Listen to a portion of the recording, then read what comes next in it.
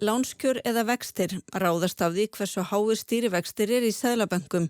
Í þeim ríkjum sem nota evru eru stýrivextir 4,5% en þeir eru 9,25% á Íslandi. Reyndar eru fá Evrópuríki með hærri vexti. Belarús, Ungverjaland, Rússland, Úkraína og Tyrkland slá Íslendingu við og eru með hærri vexti.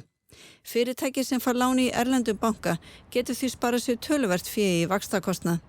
Meðal heimilið á Íslandi skuldar 20 milljónir í húsnæðislán og að borga af því það bil rúmlega 10% af vexti, raunvexti hér í dag.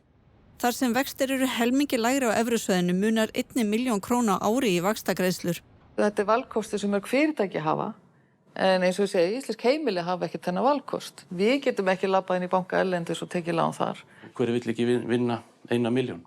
Og þessi skekkja náttúrulega er íslenskum heimilum og almenningi ansi dýrkeypt.